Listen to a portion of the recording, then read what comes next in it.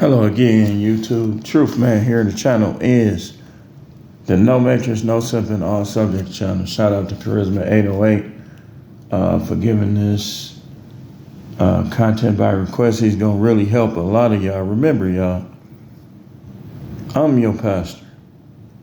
I'm your pastor. Your pastor is whoever you want to be your pastor. The Charisma and all my No Matrix people, I'm your pastor. Just understand that.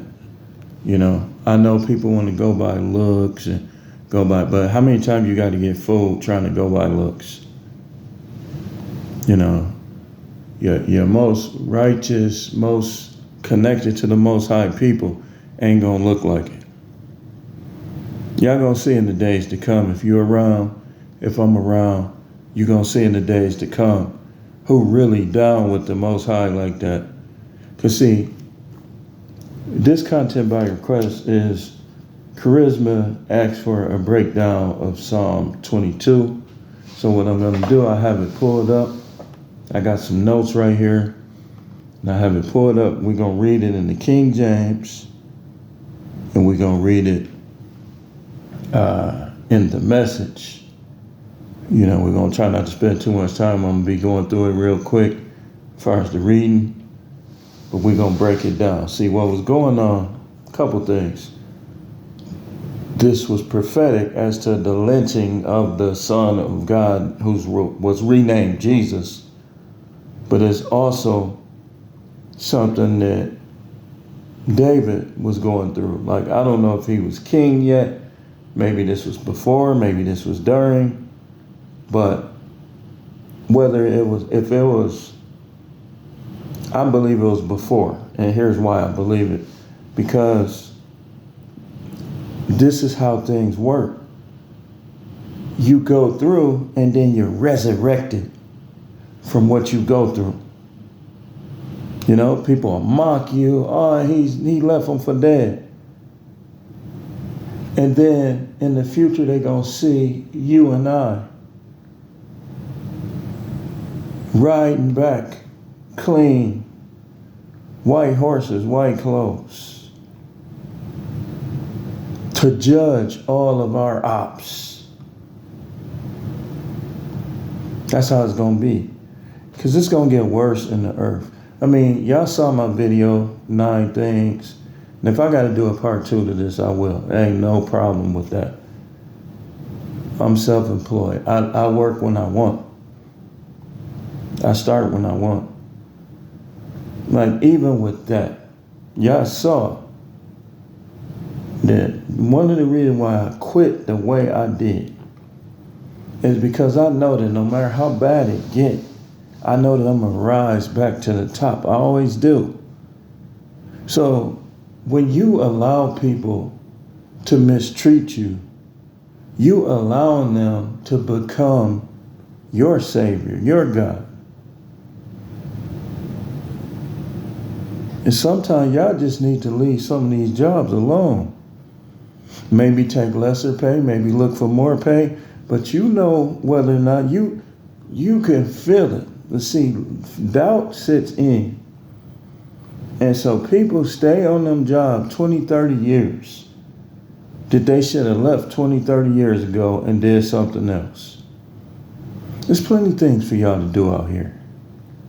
And if you facing sickness or whatever, like Charisma, I told you, like, you know my email. Like, you didn't reach out, but it's always open for you, man. I don't know what you're going through, but I'm here. This ain't no fake. This ain't no fair. Look, man, even if I had 1 million followers, and even if I had a church with 100,000 people, yeah, it comes a time where a person has to rest and has to focus on their own family and their own stuff. But I ain't going to be one of them that nobody can ever reach out to. Like, sometimes, sometimes it might not come to you right away.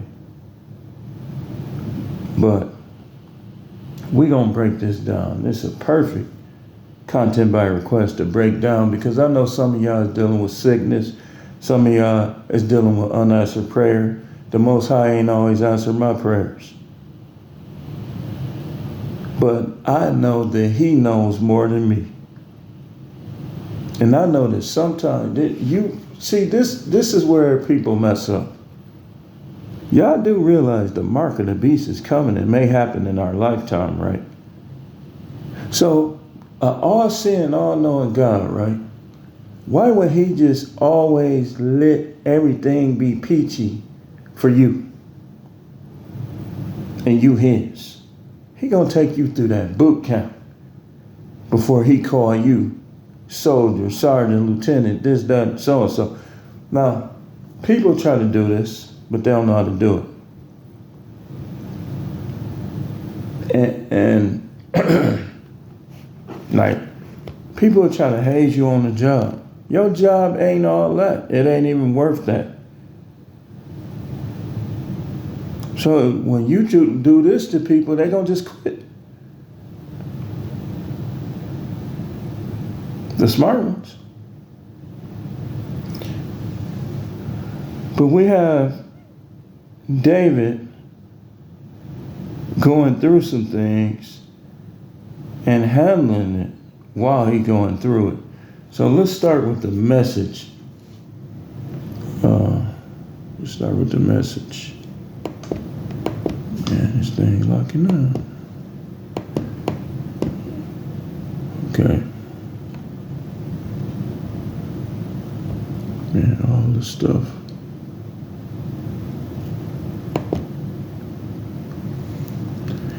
In the message, it says it like this. Man, we already 6 minutes in. God, my God, why did you dump me miles from nowhere? Doubled with the pain, I called to God all day long. No answer. Nothing. I kept at it all night, tossing and turning. And you are indifferent? Above it all, leaning back to the cushions of Israel's praise. We know that you were there for our parents. They cried out for your help and you gave it. They trusted and lived a good life. And here I am, nothing, an earthworm, something to step on, to squash. Like I say, that's why the Bible say, and wasn't that King David? In Psalm 22, that's what he was saying. But the same King David understood that weeping come for a night, but joy comes in the morning. See, you got to make it to the morning to see the joy. He that endures to the end shall be saved. You can't get saved if you don't endure to the end. If you give up at this point, how can you endure to the end? So let's keep going. Let's keep going. Yeah, we definitely going to have a part 2 to this. We know you were there for our parents. They cried for your help and you gave it. They trusted and lived a good life. And here I am, a nothing, an earthworm, something to step on, to squash. Everyone pokes fun at me. Now watch this, watch this, watch this.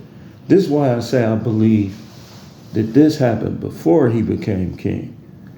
Look at little David. Ha. Just like the son whose name was changed to Jesus when he was lynched. They didn't factor in that he was going to come back. And he was going to be in the front. And the Romans going to see him with his wounds. He is risen. I believe he's risen. Look, man, I know some stuff probably didn't necessarily happen the way, but one thing I believe is that he is risen and that what we have here is not the whole story. I don't need the whole story. I believe he is risen. So all of y'all that, because I teach that the devil was a woman and I believe the devil was originally, look, I don't discredit the resurrection. And especially me knowing that that's just how the Most High works. Like he talked about, everything is about seed time and harvest. Harvest is about farming. The seed has to go in the ground and die before it rises up and forms the crop. He said, by their fruits you will know them. What did he mean by that? He means that by their fruit, by a person's fruit, right? That you'll be able to see if they really got that seed in them. Is that saying that you ain't gonna never have sexual desire? Of course you're gonna have sexual desire. Don't try to pretend like you don't. Y'all need to stop this playing. See, y'all already know. I tell you up front, hey man, listen. Listen here. I tell you up front. I ain't got nothing to hide. You ain't got to follow me. You can keep following them dudes that's jagging more than me. Messing with the women in their church, but then talking strong about everybody. You got something to say about everybody. But we don't know what you do. Some of these preachers on YouTube and stuff like that.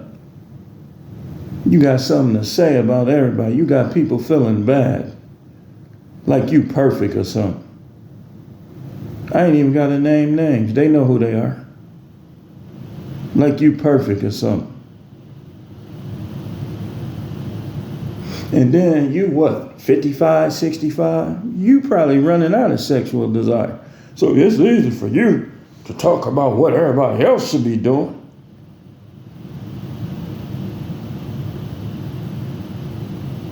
Because you got a limp stick. I'm going to be all over the place, but y'all know I'm going to make it back to the street. I'm the spiritual DoorDash. I'm everywhere. I'm fulfilling orders, leaving it at the door.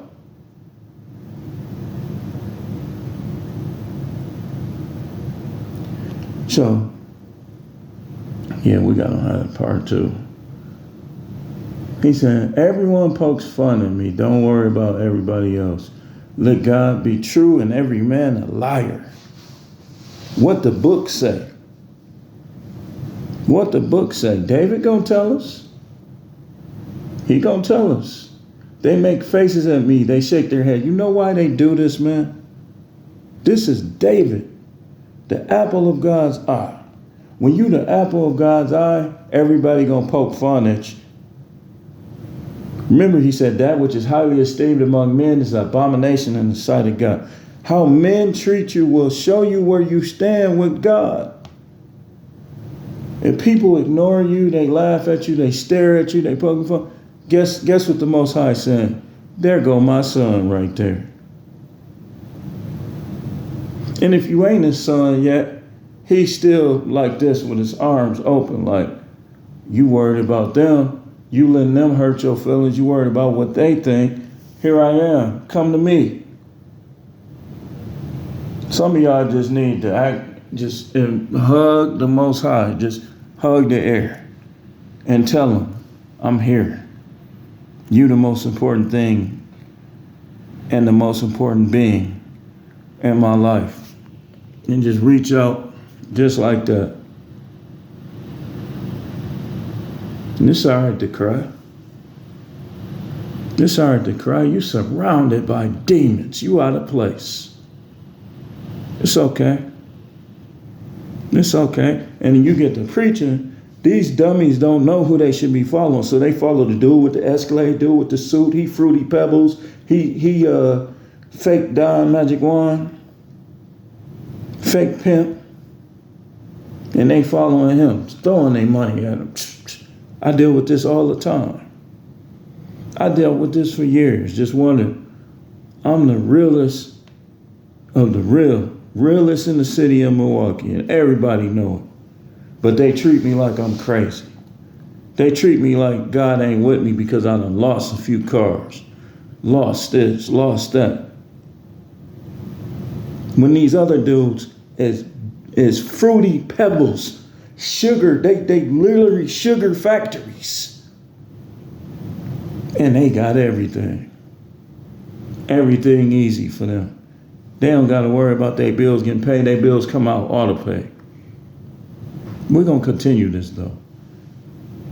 We definitely gonna continue. I haven't even got through it, but he wanted a breakdown. I'm breaking it down for you. I'm breaking it down. This is part one. We're gonna upload part one, and we're gonna continue with this content by request. Charisma 808, Psalm 22.